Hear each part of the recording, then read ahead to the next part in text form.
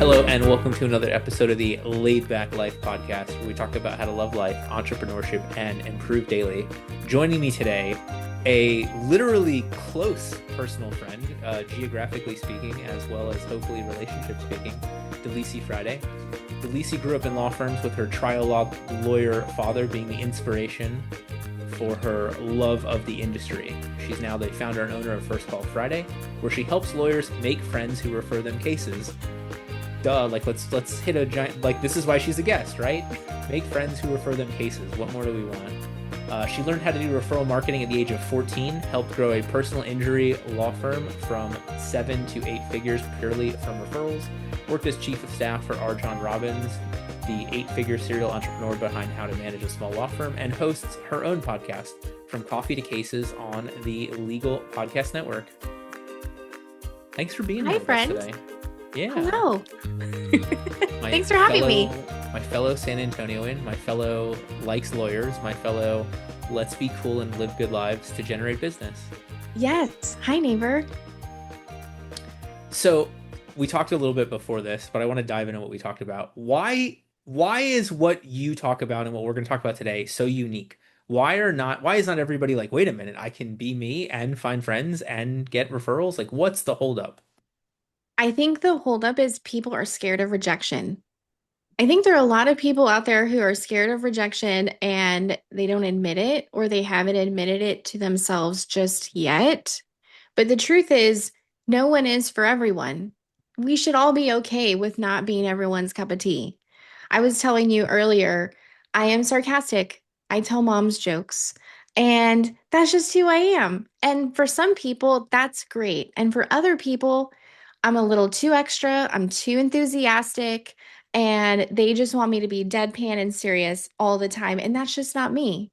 Someone who probably doesn't like loud shirts and to hear about all things books and your love of Star Wars isn't going to be for you either. And that's okay. And I think the moment we start to realize no one is for everyone, I'm going to live a happier and healthier life if I can just be who I am and create real relationships with real people and find happiness and success that way, then we'll all be better for it.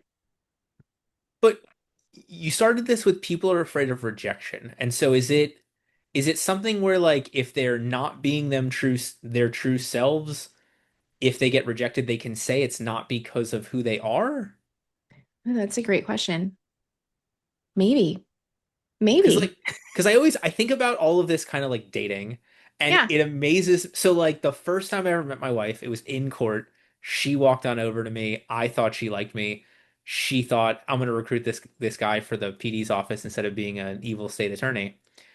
And I was not myself, I was like, oh, I'm in court, I'm an intern, let me be a little bit more stuffy and whatever. And like my wife and I did not start dating right there from that conversation because I wasn't me, right? Hmm. Like I it's the same thing with networking. It amazes me how many people like put on their networking persona and then there's a million people who sound the same because nobody's being unique. Yes. You also said it's like dating. I use that analogy all the time when I'm talking with lawyers about networking and relationship building and referrals. It is like dating. I have to go on a few dates with someone before I know if I'm going to marry them, or at least I hope, right? And so it's just like creating a relationship with someone. I need to know if we're a good fit because I'm not going to generate a relationship and referrals from someone if we don't jive, if we don't get along well. And the sooner I can be the real me, the sooner we're going to figure out if that's a good fit or not. So it's 100% just like dating. We have to figure it out. And you're not going to get along with everyone. I'm not going to get along with everyone. You're not. Your listeners aren't. But we should figure that out and have conversations and be our true selves to figure out is this going to work or not? And just to be clear, having met Delisi's husband, who if you look him up on LinkedIn, his tagline is I sell walls. Clearly you found somebody else who likes the sort of sarcasm, snarky, humor, sense of humor type thing, which is great. Yes. Yes. He's the yin to my yang. Well, and it's the same thing for I. I think it needs to be the same thing for referrals, right? Like it's Mhm. okay to go on bad dates. It's okay to go on bad networking meetings. I think people from a marketing standpoint try to force this and then end up referring cases to somebody they hate or are not aligned with. Maybe that's the safer way. Yes. Well, and so here's another way of thinking of it. When you refer someone a case, that referral becomes an extension of you. So if I referred a case to you, then the person I'm referring your way is thinking, oh, that's Delisi's friend Jordan, and he's going to help me with my case. And if you don't do a good job, or you don't treat them well, or they don't have a great experience, now that becomes a reflection on me. Even though I didn't work the case, Mm. I made the introduction. And so I need to fully believe in my referrals and who I'm sending to them because you're an extension of me. So you need to think of it like dating and creating a real relationship because if I don't like you, I don't like how you run your business. If you have a different way of doing things, then that referral isn't going to be a good referral.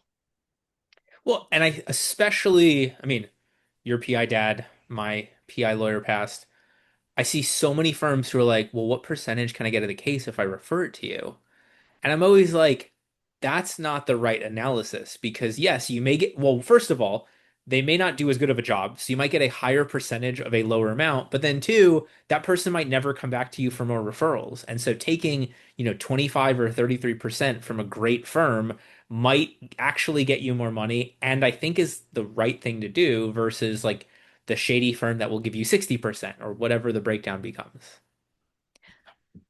You brought up such a hot topic because I did PI for so long. I always have lawyers who are like, well, what's the right percentage? And what should we be asking? And how do you negotiate this? And how do you negotiate that? And I can always tell a lot about a lawyer and their mindset on money, value, and relationships by how they negotiate that and how they have that conversation. Because there is one example where I was introducing a contact I know to an excellent trucking trial lawyer in a different state. He couldn't handle the case because it was a different state. He wasn't licensed there. And I said, look, I know this is the lawyer you're looking for. And the lawyer I introduced him to asked for a higher percentage rate than for the fee than the other people he had spoken to. And he said, ooh, I don't know, that 5% is just, I don't know if I can do it, Delisi. And I said, yeah, but it's 5% more for the lawyer who is board certified in this, has some banger verdicts in the exact venue where your case is, and has 10 more years of legal experience than these people over here and a law firm that's not volume. Like, this is literally the kind of case that he handles. And the lawyer said, no, I'm going to go with these other guys over here for 5% more on my end. And it didn't work out. But I knew it wasn't going to work out, How, but when it you told say, me a okay, got lot. it. It, We'll it just told leave it me at didn't work out. it didn't work out, but it told me a lot about his thought process in terms of sharing fees and value. I would much rather take a smaller percentage of a case if it means the right lawyer is going to get the right result, because that number is probably going to be a lot bigger. I don't want a bigger percentage of a smaller amount. And it's the right thing to do. Like knowing that the client will get properly served. Mm-hmm. Like we have an ethical obligation to that. I think it applies to our referrals as well. So 75% of a grape versus 33% of a watermelon is one analysis. But two, like, what is your fiduciary duty? Like sending it to somebody who's great. That it's right there.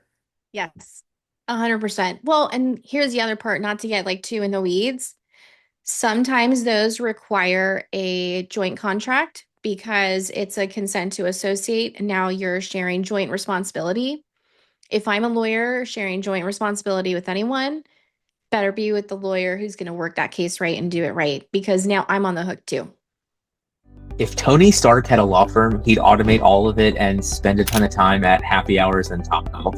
It amazes me how often when I'm working with firm owners one-on-one, we create a firm that is supported by them doing less, a life that helps them do more, and then tie those things together in a way where they have the success they've always dreamed of. If you're ready to delegate like Batman and lead like Captain America, click the link below and let's talk to see how we can work together to help you achieve the law firm you've always dreamed I of. love that. All right, so how do we convince more lawyers to be themselves, to go out on these dates? You know, I'm putting my fingers in quotes if you're listening to the podcast. That's a great question. Honestly, some of it I think they have to learn on their own. Some of it I just think when you get older and you learn things in your 40s that you didn't know in your 30s and your 50s that you didn't know in your 40s. Some of it I think comes with age when you Wait, how old do you think realize I am? No, just kidding. Just kidding. Bad dad jokes. I think some of it does come with age because, like, I'm gonna be 42 next month. The person I was when I was 32 and 22 is very different than the person I am today. A lot of my freedom and willingness to be who I am and not be scared to tell my mom's jokes and not be scared to be a little sarcastic comes from realizing firsthand when I show people my personality it's okay if they like it or they don't, because now I have a greater connection with the people who do. The friends that I have and the people who like my mom's jokes and sarcasm, we have a great connection. And I don't fear anymore someone not liking that. How do you teach other lawyers to do it? I think some of it comes with age, and the other part is them seeing other lawyers do this and do it well, and it being very successful for them. So whenever someone hesitates with me and they're like, "Ooh, Delisi, I don't know if I want to do that," I'll say, "Okay, let me give you some examples of people who do that very well." So, great example, Jen Gore. She is a former podcast guest on your show. Jen Gore is who she is, and she's creating a personal brand, and you either love her or you don't. But the people who love her for who she is. Sarah Williams. Do you ever follow Sarah Williams? I don't believe so. No? Oh, you should. Okay, Sarah Okay. Williams is a great female lawyer who used to be at Alex Shannara's office. And then she left firms earlier this year, last year. But she's creating a great following and she is being her She in true, authentic Houston? self. She's in Alabama. Okay, so that's a different Sarah Williams. She Okay. left to, I think it's a Singleton and Schreiber, I believe is the name of the firm. But she does a really great job of that. And so I love to help lawyers by giving them examples of lawyers who are doing this well and letting them watch those people and draw inspiration. Because I think if you see another lawyer doing it well, you can find that online and say, okay, I can do that and it's okay. I'm watching them do that. It looks like they're doing okay. Maybe it's okay for me to do it too. What's your solution to that? Well, I mean, here's the thing for me. It's the opposite of fake it till you make it because we're telling you to be you. And so I think it's just a reps thing. Yeah. And obviously, the first rep is terrifying. It's super scary, especially if it doesn't go well. Maybe especially if it does go well. And so I love what you talked about, like showing other people, showing it in action. It is possible. You can do it. You know, I had I love the benefit of social media is the opportunity to see things over time, right? It's not just one ad. It's this person's growth and development, and hopefully they're being genuine about it, which makes it that much more likely for it to be successful. Um, but like, I don't know how we help people with that first rep. You just got to do it. You just got to do it. I know, but like you and I say that, and I imagine like for Briggs Myers, we're both extroverts. I imagine for Disc, we're both high eyes. Like Yes. you and I have a similar personality, so I'm trying to not be dismissive of you and I being like, yeah, you just talk to somebody. Like, ah, it's a conversation. What, you know, they're probably not a serial killer, statistically speaking. How bad could it go? Yeah. Yeah. So here's the other part then. If they are not an extrovert and they're not like us, and this is not something that excites them, I know a lot of really great trial lawyers who are introverts and they hate networking and doing all the things. And so what I say to them is when you share things, someone else who is like you or enjoys what it is that you're sharing is going to get a chance to find you and say, "Oh, that's who I want to connect with." And you can connect with them on a one-on-one basis. You don't have to go and create good content and put it out there every single day, every single week. I would be happy if someone did something twice a month versus not doing anything at all, and just creating those relationships by sending private messages and being themselves. I call it offline marketing and offline relationship building. I don't have to do it in public for everyone to see. I can do it privately and it still be as effective. And so that can be a way to kind of like creep the door open just a little bit and say, okay, Mhm. why don't you post just twice a month instead of all the time? How about if someone says something, you send a private DM or you ask them to coffee and it's one to one. It doesn't have to be overwhelming. It doesn't have to be this whole big thing. Just have those one-on-one solo conversations, and then you can work your way up to something bigger when you're ready, if you're ready. Well, I also think it's like everybody's waiting for the other person to make the ask first, right? Like we all want this. There is no long-term study I found that was like avoid every other human being and don't spend any time with them, right? They're all like the more you spend time with people, the serious connections leads to happiness. And so, you could be reaching out to somebody who's just as terrified to go to lunch as you are to go to lunch, but you can both be terrified together and become friends. Yes. The more hands you shake, the more money you make. Just go shake some Ooh, hands. I like that. I didn't come up with it. Someone else did. I don't know who, but I say it all the time. Even if it's just a couple of hands, just shake a couple hands. Well, and I think online has made this easier. Hmm. Like so when we grabbed lunch in person for the first time, I was like, "Oh, I feel like I know you. I've seen you online. We've gone through this. We've had these conversations. Like it's an easier intro. I can't imagine like in the past people would just like go to the phone book and dial another lawyer's office and been like, "Do you do family law? Great, let's go get lunch." Like, but that's Yes, prob what it was, I guess. exactly. It's building trust and rapport. So when you meet someone, then it feels real.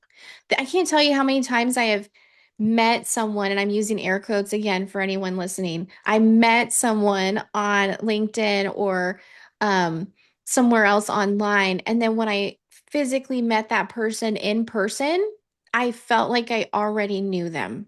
Yeah. And that's super special. That's one of the benefits to meeting people in those different places that are online, because then when you meet in person, it's like, oh wow, you're real. This is real. And that connection is like us. I felt like I knew you when I saw you.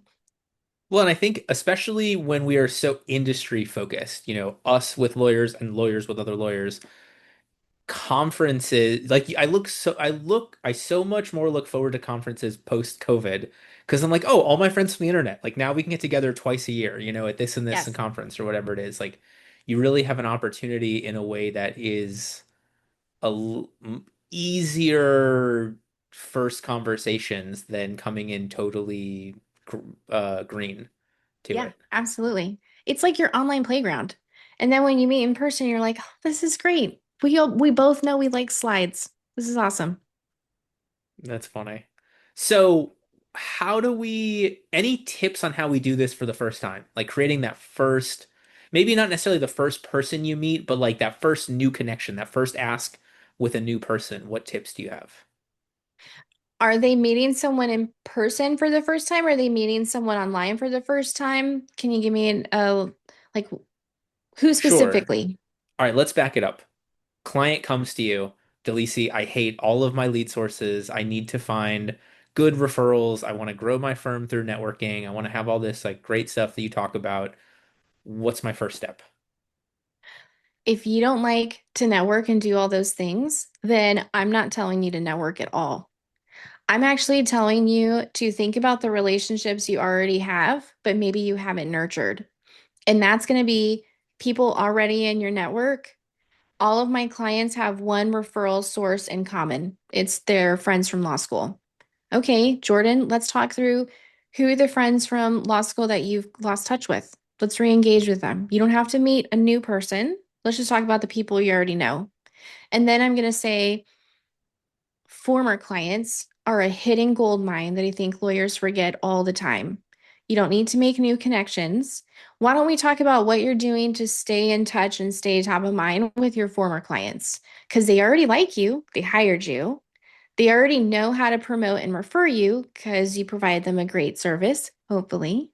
And so if we just stay in touch a little bit, it doesn't require you going out and networking. But when you stay top of mind, they're going to be much more likely to refer you and refer you confidently because they're a former client. So that's where I would start for someone who does not like to do marketing or meet new people. Well, and okay, I love how you flipped my question there so much because I was like more, more, more, and you were like, no, deeper with the people that are already there. Yes, like, oh my God, that is such a great first step. Well, Is because maybe you, everyone asks it. That question you just asked, I get yeah. that every single week. Someone will say, okay, Delisi, help me meet more people. And they all send me cases. And I'm like, whoa, whoa, whoa, buddy. Tell me about who you already know. Because I bet you probably have relationships with people that you are completely neglecting. And if we just showed them a little bit of love, they would refer you cases. And they always do. They always do. It's right in front of you. You don't have to create new friends. Just be friendlier to the people you already know. And how often when you do this conversation are people like, "Oh my God, so and so, we were so close. I haven't seen them in a decade." Like there's that initial joy of being able to reconnect with certain people, not necessarily everybody. Well, okay, so here's what happens. Whenever I say that, because I always start with law school friends. To anyone who is listening to this, I don't care what practice area you're in or what city you're in. You all have law school friends who went a different direction. Someone went to the DA's office, someone went to big law, someone went in-house, someone started their own law firm. You all went in very different directions, but you have this bond. We were talking about this when you and I had dinner with your wife and your son. The connections you make in law school are so special. And so everyone can do that. Every single lawyer can do that. Think about who you met in law school and reconnect with those individuals because it doesn't matter where you went. They know who you are, you share a special bond, and they would be happy to refer you a case. You just need to be friends with them again.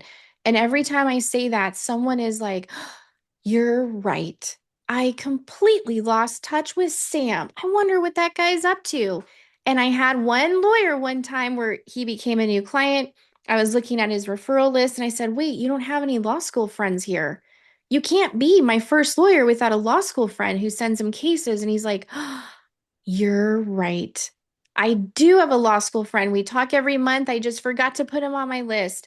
And so it's law school friends. 100% it's law school friends. And it's interesting. So, the world's worst networking question, how about the weather? Something along those lines. But the underlying premise of that is it's something that we've experienced together. We've experienced the weather. Better than the weather is 3 years of law school. Like that, talk about experiences we have shared. Like this is the one of the most seminal experiences for so many people was that law school transition from being an interesting human being to being a boring lawyer 3 years later. Yeah. Yeah. So we have to get back to the interesting human being that we are, were, and will be again. Yes. Hmm. How do we start incorporating that? We have our list of law school friends. We're going, we're reconnecting with them. Like, how do we get our unique, authentic selves out more? Okay, that is actually one of the most difficult questions because there are people who do this very naturally. They were born that way. That's me. I do this very naturally. I was born to be that connector and someone who sends a random message to a bunch of people because I just thought of them. And there are other people who need to be trained to think like that because it doesn't happen naturally. And the way that I suggest they do that is just like your example about you just got to lift the weight, you just got to do the thing and then make it a habit. So, my suggestion is using your calendar to block the time to do it. And you would know that better than me because if you Because I'm use your anal. calendar as a tool, Oh, then it can help you live the life that you want to live. And in my experience, it'll also help you take action on the things you know you need to take actions on. So, my recommendation is once a week, can you put a 30-minute block? Who do I need to say hi to? Who have I not spoken to in the last 30 days? Um, what do I have coming up? And I can reach out to a friend and invite them to something.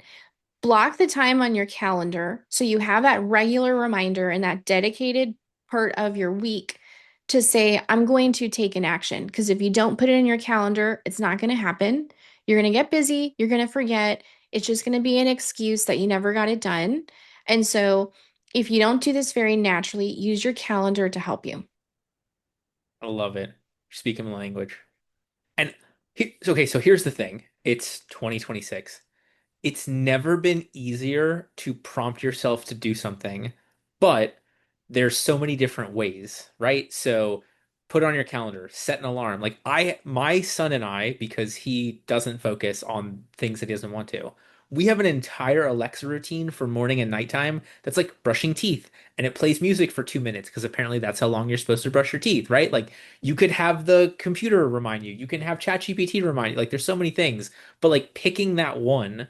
And I love the calendar. I'm with you on the calendar thing because like then it's the time to do it as well. But like find the thing that will get you to take the action that you're trying to change. Mm-hmm. Yeah. I would even take it a step further and say, when you use your calendar, think about when you're more likely to do it too.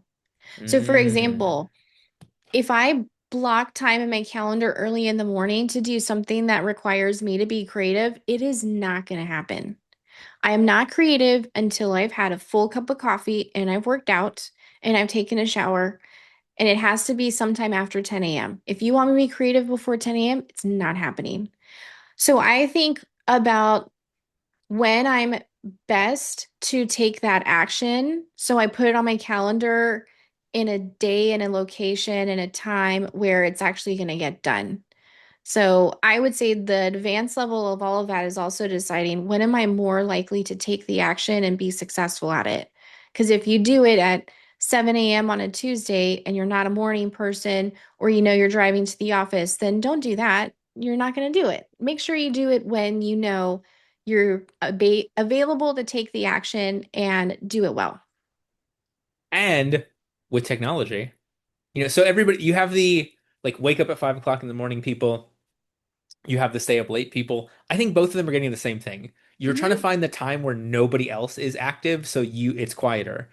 If it's reaching out to people and 5 o'clock in the morning is your time, please don't message them at that time, but you can schedule send it for a reasonable time.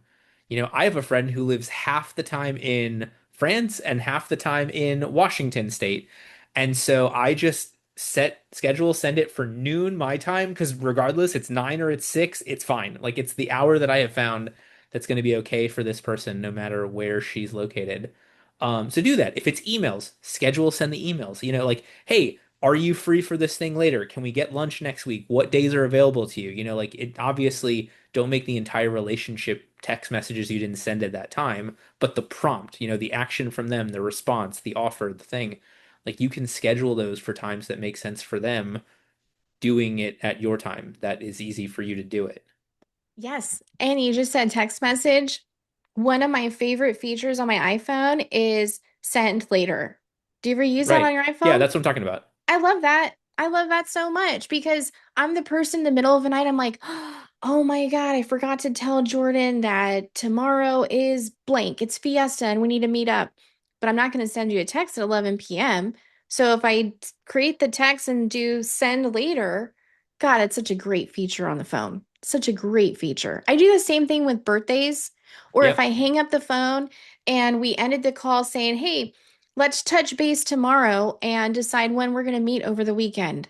Well, as soon as we're done, I'm going to put the text message and then send it later to follow up because I'm going to forget tomorrow.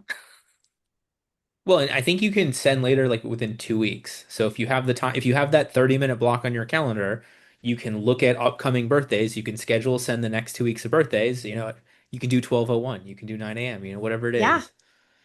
It's all right there. Yeah. Well, the only caveat to that is you have to only have friends who have iPhones or iMessage. That's the one, Oh, okay. I right? didn't know that. But Well, most of my friends have iPhones, so I think I'll be I, okay. that like finding people that you get along with, right? They have to like our Hmm. sarcasm, they have to like our personality, and they have to have iPhones. Like that's And if you have an Android, you're not my friend. If you like yeah, cats, you're dead to me. important rules. It's good to know what you don't want just as much as what you do. Hmm. All right, so we went through law school friends, we put some time on the calendar, we get some schedule sends going. Anything else that we must do, or at least must consider at the beginning of trying to network more with awesome people? I would say, and you use this as well, but LinkedIn, 100% LinkedIn. And the reason why I say LinkedIn is because it is becoming more and more used in the legal industry. It's also an efficient way to network on a professional platform. And so I would say LinkedIn because LinkedIn is something you can do anytime, day or night. It does not have any geographical bounds and constraints. And it's where we see a lot of lawyers creating relationships. It's where you can stay in touch with your law school friends when you get out of law school. And so I recommend LinkedIn for a variety of different reasons, but it's definitely up there because it's an efficient way to stay in touch. All right, I'm gonna slightly push back. Okay. So, lived in Florida my whole life, moved to San Antonio last July, and like 2 months in, once my house was not falling apart, I was like, I need to go meet more people.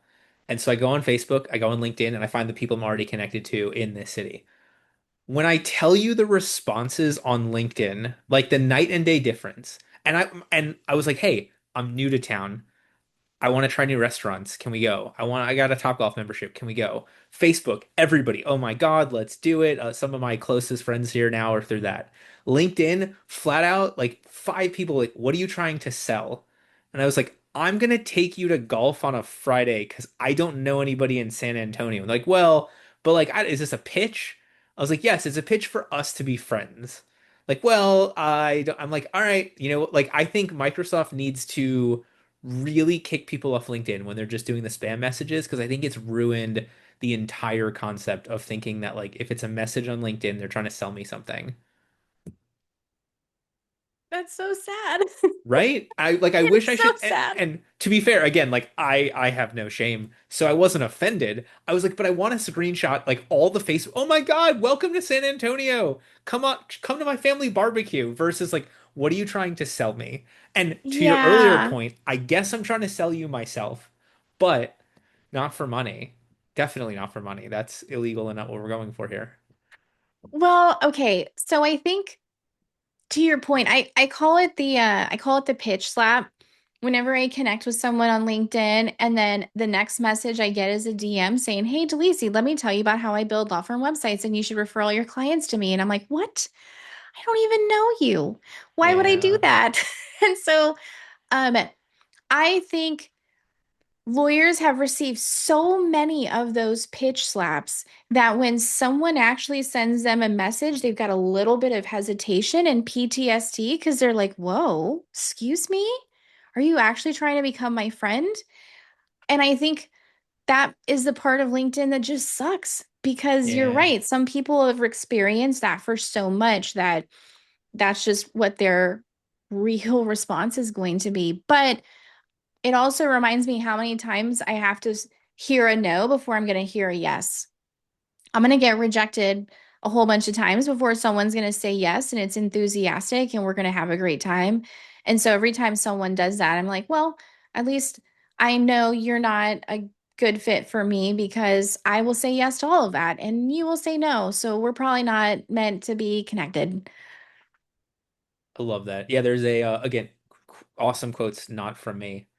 There was a thing that's like, if you look at every success as every failure as one more step to the next success, you stay in the game a lot longer. So like that, Hmm. let's say if you know you need 9 no's for one yes, you're like, all right, hey, I'm one no closer to that yes. Yeah, exactly. I do think you have a lot of people in your network you're connected to on Facebook that it also makes sense for you to have received a really great response on Facebook too. Not everyone has that. Like my Facebook, I have a good amount of people on Facebook I'm connected to, but I have a way bigger connection with people on LinkedIn. So part of it might just be that too. I don't know. Maybe. I mean, I've got twice as many connections on LinkedIn as Facebook, Hmm. but Interesting. I don't know. But there is also real power in your personal network because you and I wouldn't have known you were in San Antonio if it wasn't for um, Dean Robin Thorner. thanks to her. And then I sent a message to Guy and I was like, Guy, how did you know Jordan lives in San Antonio and you didn't tell me?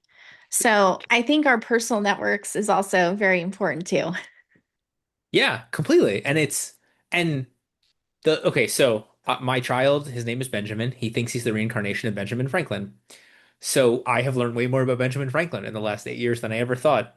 He had this story. There was somebody else in the Continental Congress who apparently they hated each other. And Ben was like, I'm gonna make this guy my buddy. How do I do it? And he goes and he's like, hey, you have this really expensive, unique book. Can I borrow it? And the guy says yes. I don't know how reluctantly it was. And Ben Franklin takes it and he keeps it all nice and he reads through the whole thing. He's like, thank you so much. I really appreciate it. It was a great book. And they converse about it. And then they become best of friends because that person was like, hey, if I'm trusting you with my book, you must be nice. Like, right? You're going to subconsciously make it fit. And so a lot of times, like, making an ask of somebody else, we don't want to do it because we think we're burdening them, but really it'll help the relationship because if they're going to do your ask, if they're going to make that intro for you, if they're going to do the referral, if they're going to send something like that, like they're going to force themselves to believe you are worthy, which is awesome because we all are worthy. Yeah. What a great example. I didn't know that story. I have so many Ben Franklin stories. I can't even explain to you other than my child thinks he's the reincarnation of Ben Franklin. Like, Oh my gosh, I love that. yeah, he loves old keys. He loves lightning, all sorts of things. So, things I did not think would be happen in my future, but I'm going to be a Yeah. Ben Franklin historian now. All right. So we have the list. We've started to reach out. Do you have a recommendation for like what the connection is? We talked about lunch, we talked about coffee. Like, is there a go-to or is it based upon the personality of the person? I think it's a variety of things. So part of it, obviously, I say this all the time, but it depends. Yeah. It depends on the person, it depends on how you met them. So, for example, I met a bunch of lawyers I wanted to stay connected with at a happy hour in Austin not too long ago. Some of those lawyers and I exchanged business cards. Some of them exchanged cell phone numbers with me, and we were on a text right away that evening. Some of them we actually connected live on LinkedIn. And so each person I met wanted to connect in a very different way. So I had to connect with them however they wanted to. And so my suggestion is see how they want to connect. Some people are very firm on, hey, I have a business card, let's exchange business cards.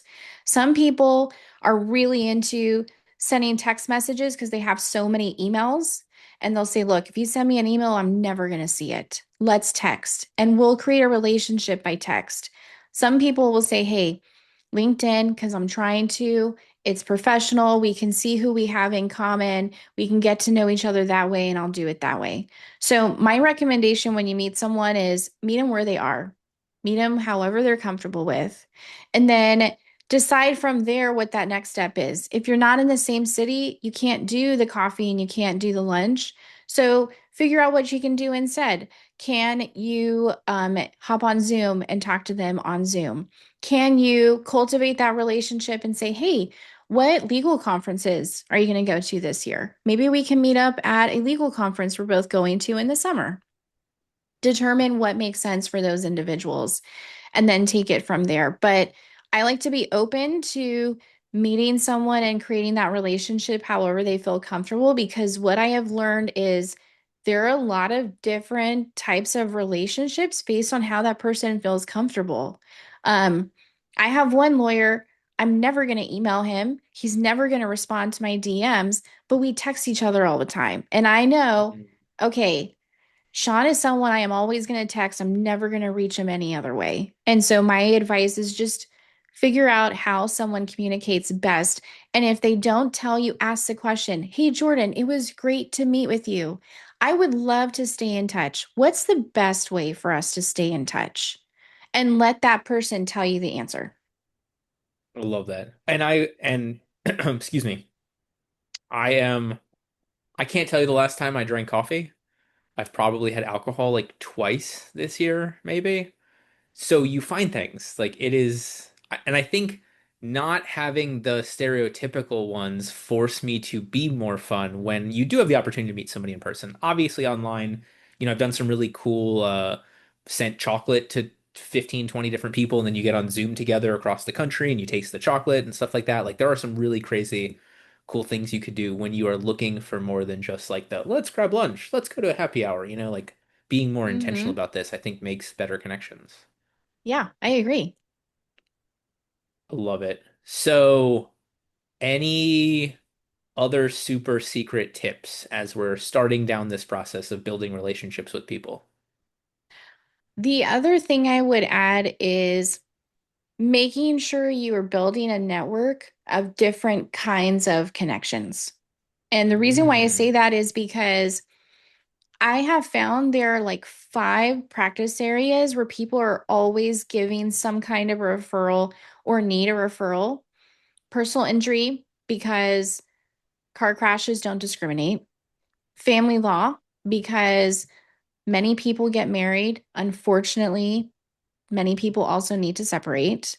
Employment law, because you can refer someone to an employment lawyer because they own a business or because they're the employee who needs help. Um, estate planning. Estate planning, because all of us need to handle some kind of estate plan either for ourselves or work with a probate lawyer because they need a probate attorney because their loved one passed away, in criminal defense because sometimes bad things happen to good people and those referrals are very personal and private.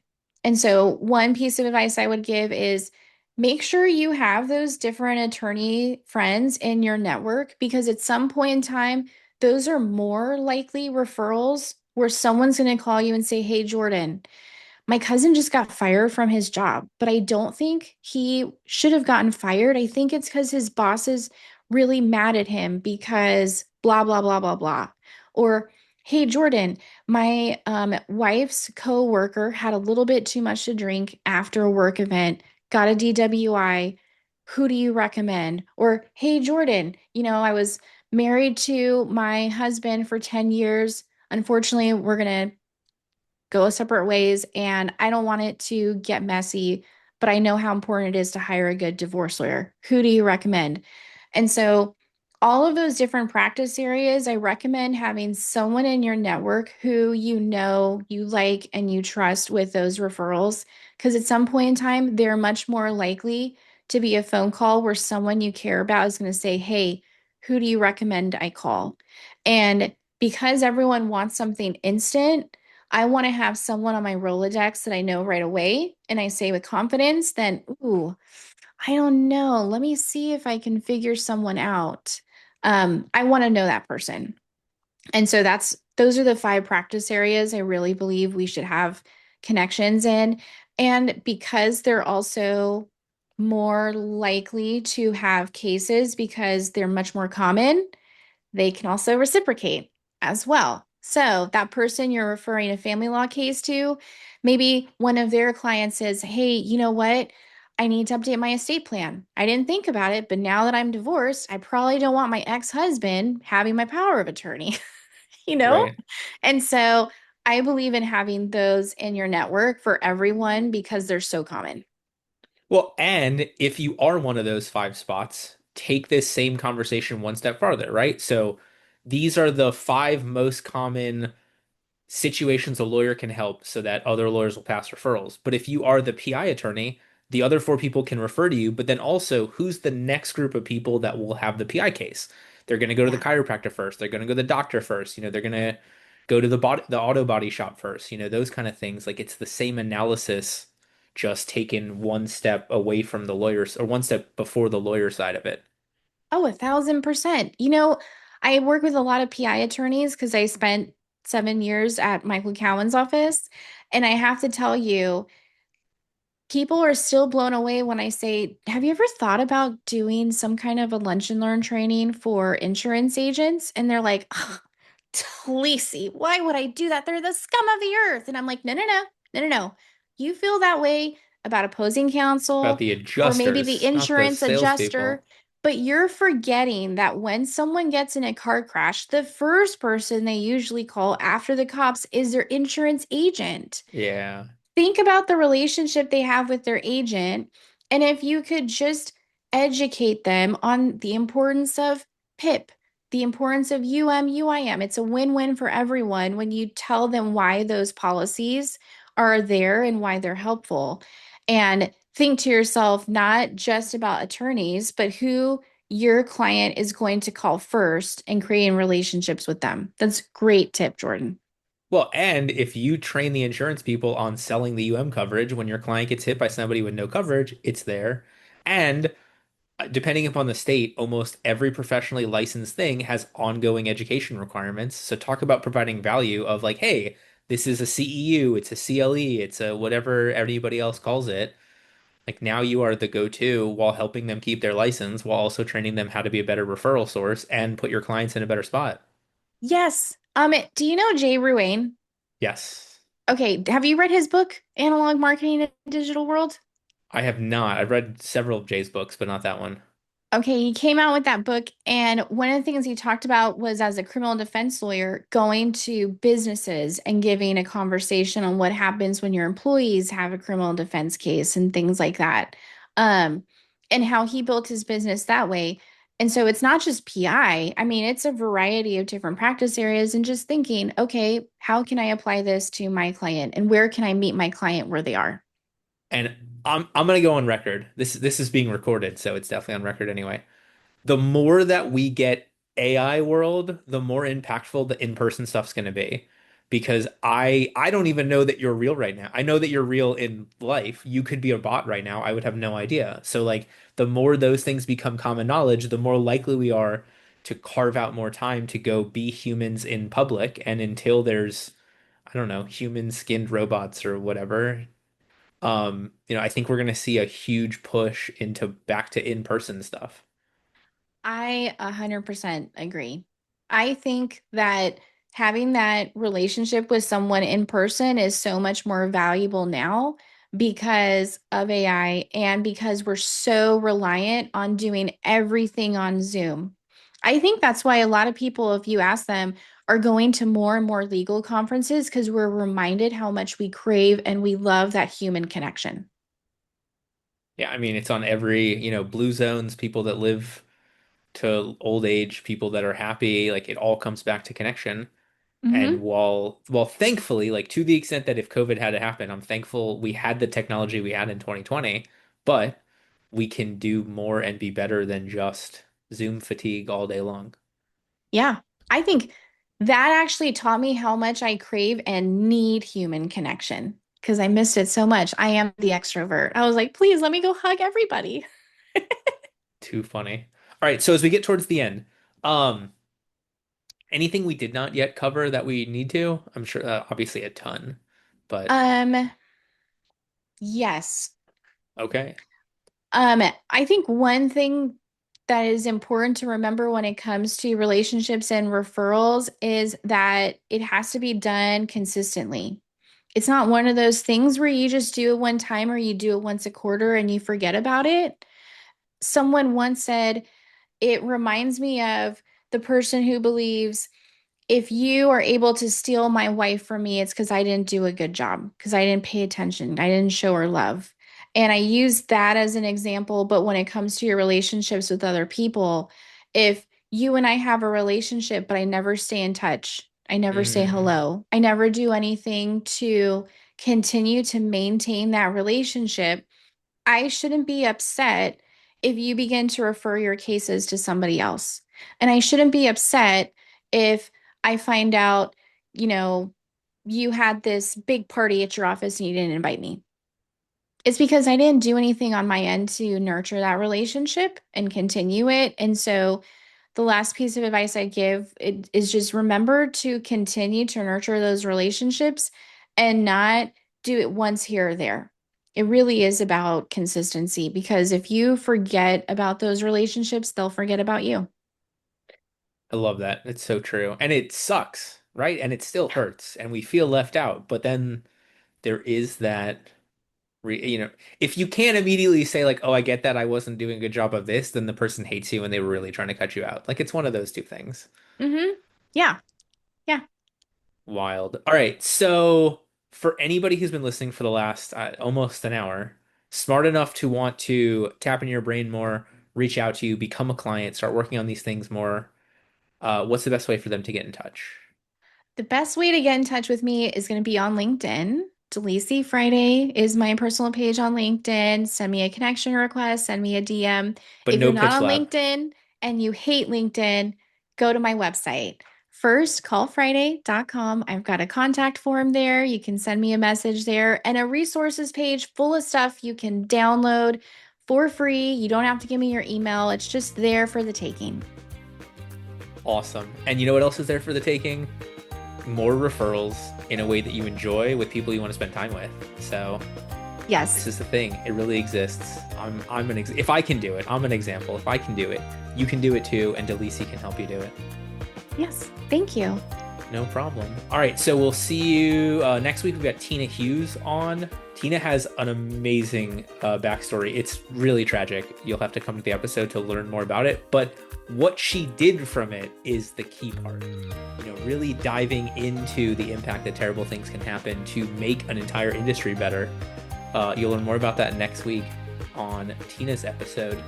In the meantime, please, please, please reach out. If you're sitting there thinking, I haven't talked to somebody in so long, if you send the message today, it's one day sooner than if you wait till tomorrow. And if you need more help, contact Delisi, firstcallfriday.com or LinkedIn with No Pitch Labs.